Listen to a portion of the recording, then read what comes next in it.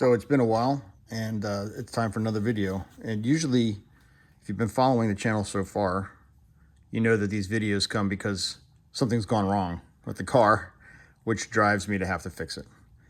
In the case of this door, this is actually a job I've been putting off for a while.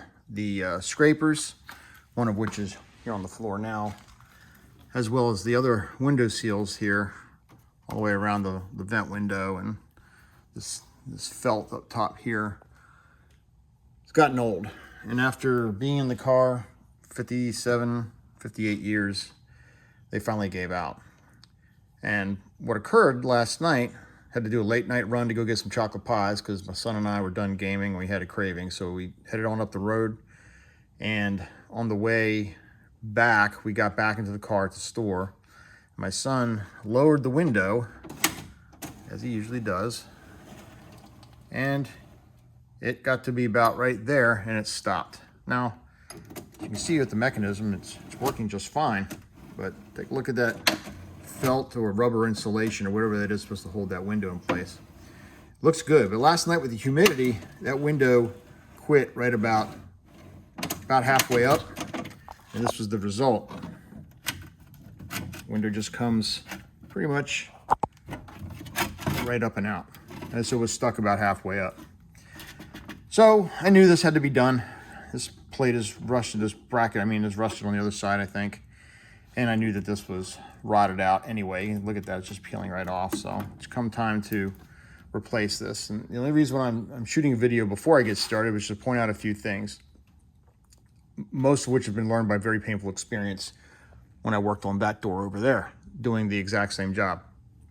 In addition to replacing these seals here, the rubber felt, and the scraper, the outer scraper is one unit of aluminum with the rubber scraper attached to it. And it begins here, and it runs all the way in one piece up and around, like so, all the way around the car to its termination point somewhere inside of there.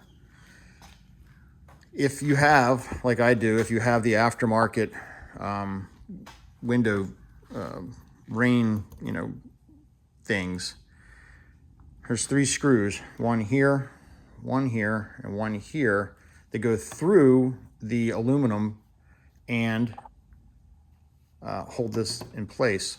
Problem is, it's not pre-drilled, so you have to pre-drill it. So make sure, if you're doing this job, before you remove this, remove the screws if you want, but before you take the sucker out, make sure you mark where those holes are so that you can easily line this up and see them and see where this should go when you have to drill next time. I didn't do that on the other window, and it took some guessing for me to get it, and I got it wrong, of course, the first time, but I managed to get it right the second time. And they weren't so far off that the rain vent or whatever this thing is didn't cover them up sufficiently. It was okay, it looks fine.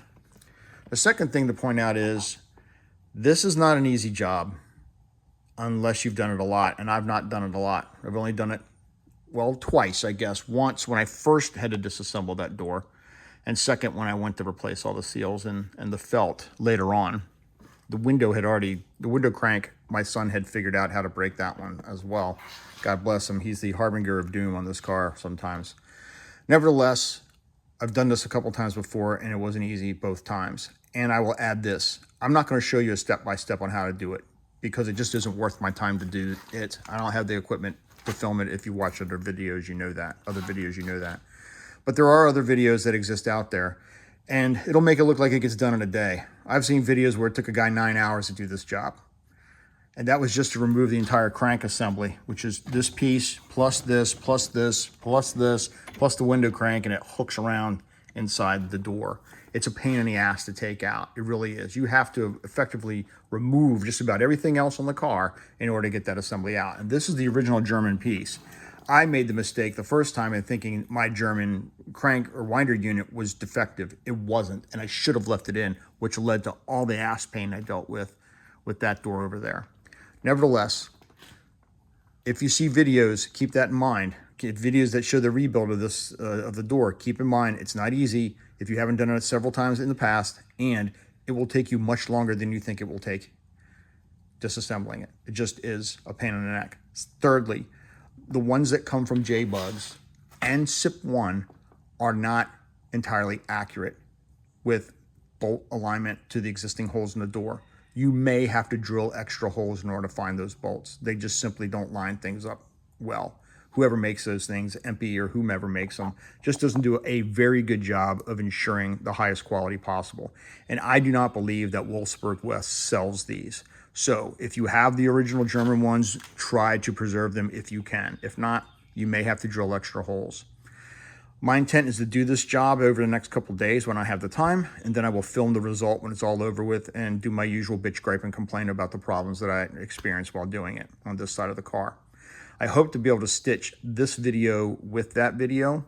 If not, this video will appear as the one by itself, and then the second video will cover my bitching, my griping, and my complaining, because I'm sure there will be a lot of them. If you're an age mechanic, you know exactly what I'm talking about, because we do it a lot. Usually because what we have to work on is jacked up from the beginning. So we'll see what the original owner has left for me in here, if he's touched any of this at all, which it doesn't look like he has. So we'll see how it goes. Until then, we'll see you.